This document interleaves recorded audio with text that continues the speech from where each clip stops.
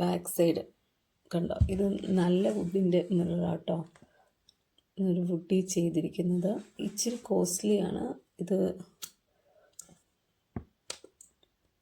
ഇതിൻ്റെ ആദ്യം ഈ അക്രിലിക് ഷീറ്റിൻ്റെ ഇതിൻ്റെ മുകളിലുള്ള പ്ലാസ്റ്റിക് പോട്ട് മാറ്റിക്കുമ്പോൾ ഇങ്ങനത്തെ ഒരു ടേബിളിൻ്റെ ബേസ് നമുക്ക് കിട്ടും.